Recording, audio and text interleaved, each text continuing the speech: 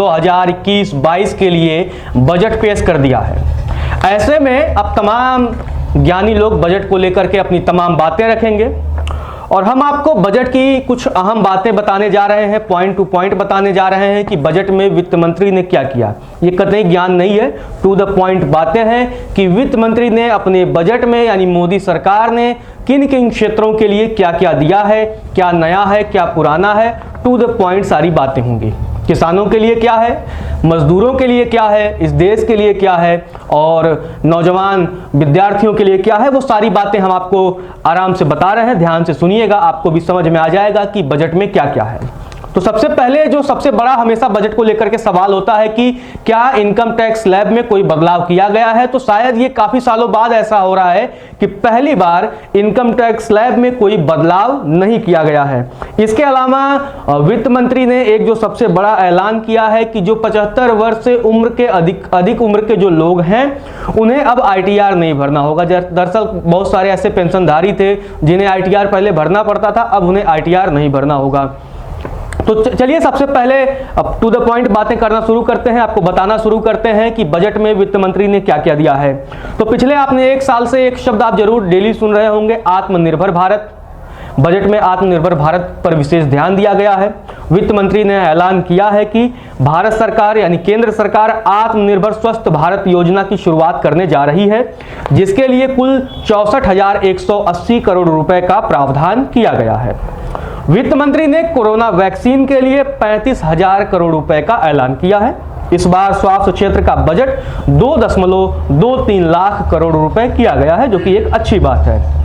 इसके अलावा इंफ्रास्ट्रक्चर पर बजट में विशेष ध्यान दिया गया है। अगले 3 सालों में भारत सरकार कुल 7 टेक्सटाइल पार्क बनाएगी।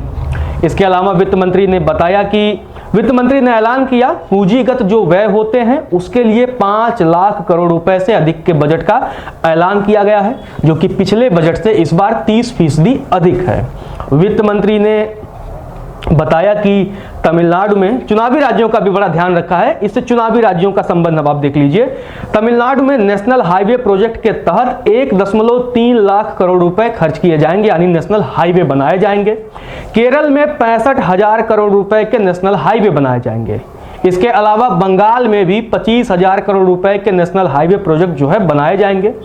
और बजट में वित्त मंत्री ने यह भी ऐलान किया कि मुंबई कन्याकुमारी इकोनॉमिक कॉरिडोर का जो है उन्होंने बताया कि आने वाले समय में उसका विकास किया जाएगा। वित्त मंत्री ने कोलकाता सिलीगुड़ी के लिए नेशनल हाईवे प्रोजेक्ट का ऐलान किया है। उन्होंने बताया कि असम में अगले 3 सालों में हाईवे और इकोनॉमिक कॉरिडोर असम में भी बनाए जाएंगे। यानी ये चुनावी राज्य हैं, बंगाल, असम और तमिलनाडु, उसके लिए वित्त मंत्री ने कई सारे ऐलान किए हैं। तो असम में भी आपको बता दें कि वित्त मंत्री ने जो ऐलान किया है कि असम में भी विशेष जो है ध्यान रखा गया है इस बार। और वित्त मंत्री ने जो है असम के लिए 34,000 करोड़ रुपए जो है सड़कों का ऐलान किया है। उसके तहत नेशनल हाईवे बनाए जाएंगे और कॉरिडोर बनाए जाएंगे। ये सारे ऐलान जो है वित्त मंत्री ने किया है। इसके अलावा केरल के लिए 65,000 करोड़ रुपए का आपको जैसा कि बताया कि उसका प्रावधान किया गया है। और वित्त मंत्री ने लोकसभा में यह भी बताया कि राष्ट्रीय रेल योजना 2030 जो है वो तैयार हो चुकी है। बजट में रेलवे के लिए 1.1 लाख करोड़ रुपए का प्रावधान किया गया है। रेलवे के अलावा मेट्रो सिटी बस सेवा को बढ़ाने पर भी केंद्र सरकार का फोकस होगा, जिस पर 18,000 करोड़ रुपए की जो है लागत आएगी, खर्च किए जाएंगे। बिजली क्षेत्र में सरकार की ओर से बड़ा ऐलान किया गया है। वित्त मंत्री ने बताया कि बिजली क्षेत्र में सरकार 3 लाख करोड़ रुपए की एक स्कीम लाएगी, उसके तहत बिजली क्षेत्र का विकास किया जाएगा। वित्त मंत्री ने हाइड्रोजन प्लांट बनाने का भी ऐलान किया अपने बजट में। उन्होंने यह भी बताया कि भारत में मर्चेंट शिप्स को भी बढ़ावा दिया जाएगा, जिसके लिए 1,624 करोड़ रुपए खर्च किए जाएंगे। और इसके साथ साथ एक बहुत बड़ा ऐलान किया है वित्त मंत्री ने कि बीमा क्षेत्र में FDI जो पहले 49% था उसे बढ़ा करके अब 74% कर दिया गया है।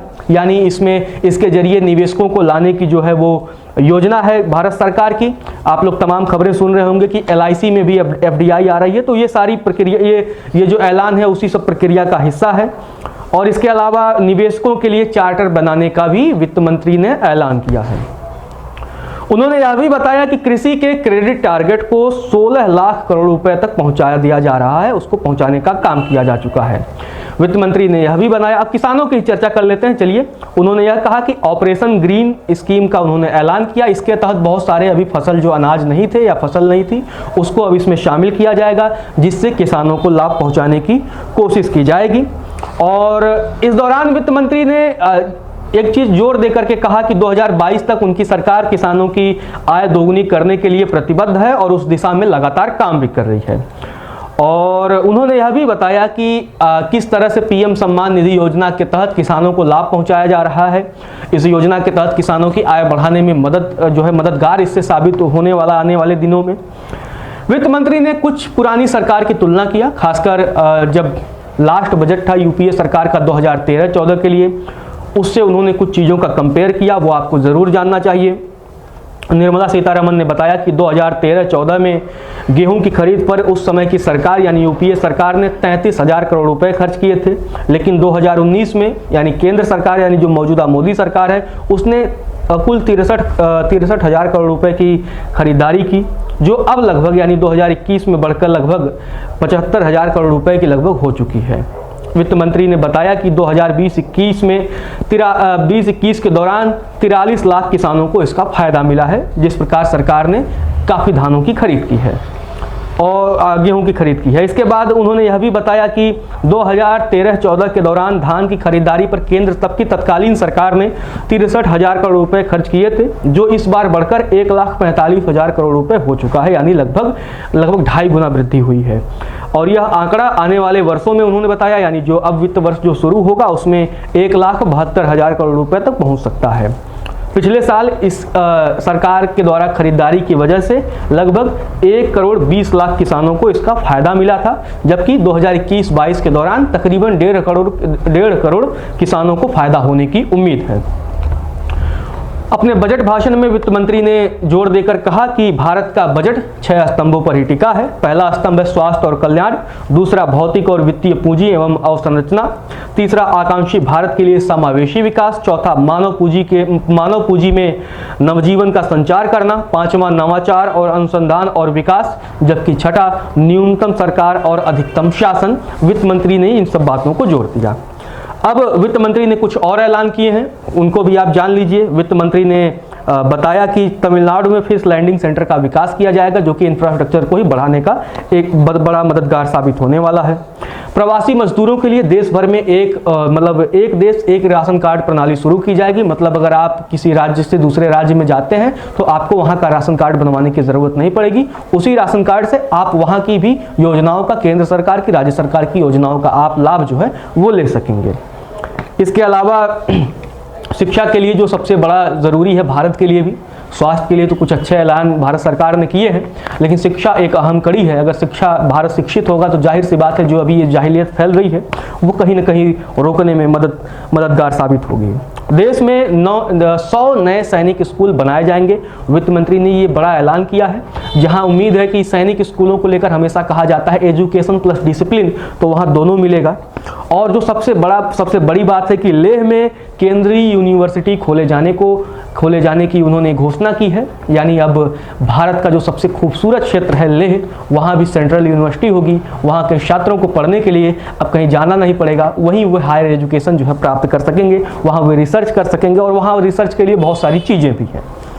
इसके अलावा जो है आदिवासी इलाकों में एकलव्य स्कूल खोलने की वित्त मंत्री ने ऐलान किया। पिछली बार भी ये सारे ऐलान किए गए थे और उस दिशा में लगातार सरकार काम भी कर रही है और कई सारे राज्यों में, कई सारे छोटे ग्रामीण क्षेत्रों में एकलव्य स्कूल के जरिए बच्चों को शिक्षित किए जाने का काम चल रहा है। वित्त मंत्री ने अनुसूचित जाति के छात्रों के लिए 4 करोड़ छात्रों के लिए 35,000 करोड़ रुपए का ऐलान किया है, जिसमें उन्हें वजीफा वगैरह तमाम जो है सुविधाएं दी जाएंगी। वित्त मंत्री ने यह भी बताया कि न्यू स्पेस इंडिया लिमिटेड इस बार PSLV CS51 को लॉन्च करेगा। और इसके अलावा जो सबसे बड़ा ऐलान किया है वित्त मंत्री ने, मानव रहित गगनयान मिशन इसी साल दिसंबर में लॉन्च किया जाएगा। ये बड़ी खबर है क्योंकि ये काफ़ी समय से लोग अनुमान लगा रहे थे और इस क्षेत्र से जुड़े हुए लोग कि गगनयान मानव रहित कब लॉन्च किया जाएगा, तो उसका बड़ा डेट आ चुका है, यानी इसी साल 2021 के दिसंबर में मानव रहित गगनयान को लॉन्च किया जाएगा। ये सारी बातें अहम बातें थी वित्त मंत्री ने जो उन्होंने भाषण में कही, जो उन्होंने अपने बजट में बताया, और उन्होंने भरोसा जताया कि ये बजट आत्मनिर्भर भारत को बल प्रदान करेगा, संबल प्रदान करेगा, मजबूती प्रदान करेगा। फिलहाल के लिए इतना ही। आप देखते रहिए लोक सेवा न्यूज।